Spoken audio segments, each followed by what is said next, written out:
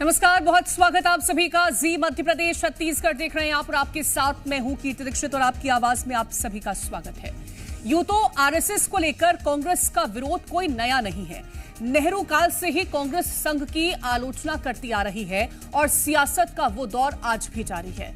और एक बार फिर कांग्रेस ने संघ और बीजेपी को लेकर सवाल उठाए हैं।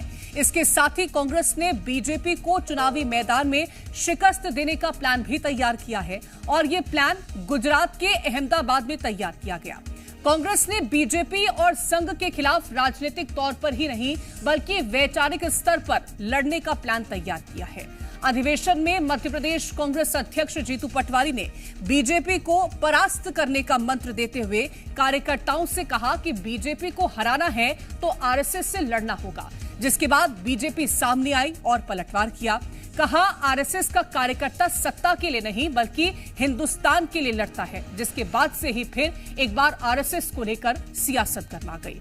आखिर संघ ने किसको नुकसान किसको फायदा पहुंचाया है, आज इसी मुद्दे पर करेंगे बहस, लेकिन उससे पहले रिपोर्ट देखिए।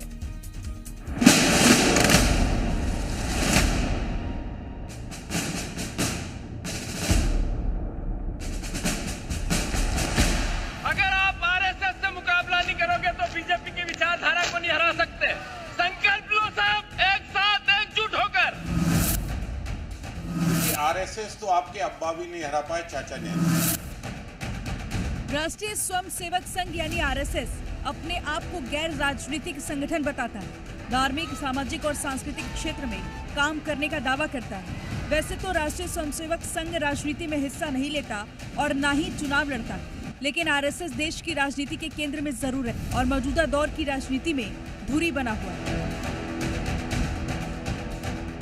संघ का दावा है कि उसका राजनीति से कोई संबंध नहीं है। संघ केवल देश के लिए काम करता है, मानव समाज के लिए काम करता है। लेकिन संघ के इतिहास में शायद ही ऐसा कोई वक्त रहा जब संघ, उसकी विचारधारा या उसकी गतिविधियां सुर्खियों में न रही। एक बार फिर से संघ को लेकर राजनीति तेज हो गई है और वजह है मध्य प्रदेश कांग्रेस अध्यक्ष जीतू पटवारी का बयान।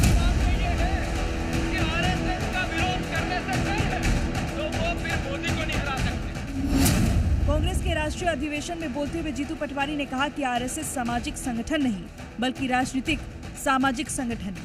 इतना ही नहीं, उन्होंने अपने कार्यकर्ताओं से कहा कि अगर मोदी को हराना है तो आरएसएस से लड़ना होगा। जिन नेताओं का दिमाग में ये है कि आरएसएस का विरोध करने से डर है तो वो फिर मोदी को नहीं हरा सकते। नरेंद्र मोदी, बीजेपी, आरएसएस एक है और आरएसएस सामाजिक सांस्कृतिक संघ नहीं है, राजनीतिक सामाजिक संगठन है। उससे उसी तरीके से लड़ो, डरो मत। अगर आप आरएसएस से मुकाबला नहीं करोगे तो बीजेपी की विचारधारा को नहीं हरा सकते। संकल्प लो सब, एक साथ एकजुट होकर।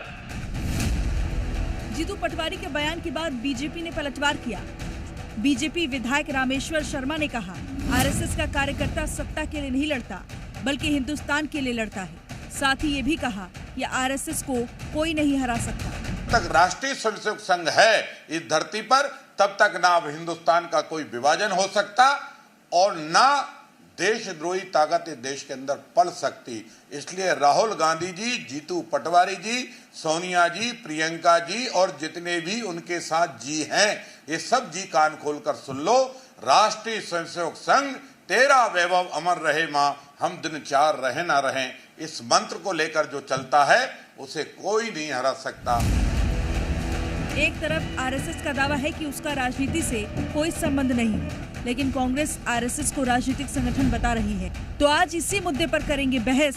आखिर संघ को लेकर क्यों हो रही है राजनीति, आखिर संघ का राजनीति में कितना है दखल और संघ से किसको नुकसान और किसको फायदा। ब्यूरो रिपोर्ट, जी मीडिया।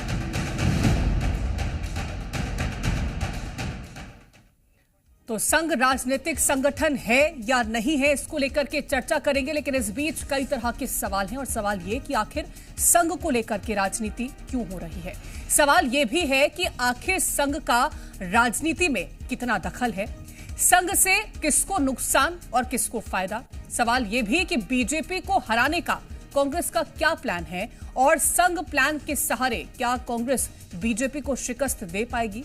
ये तमाम सारे सवाल उठ रहे हैं क्योंकि जीतू पटवारी का ये कहना है कि अगर भारतीय जनता पार्टी को हराना है, अगर प्रधानमंत्री नरेंद्र मोदी को हराना है तो संघ से मुकाबला करने की जरूरत है और अगर संघ को हम शिकस्त दे पाएंगे तो भारतीय जनता पार्टी के ऊपर जीत हासिल कर पाएंगे और यही कांग्रेस का प्लान नजर आ रहा है, जिस तरह से जीतू पटवारी ने इस बात का जिक्र किया है।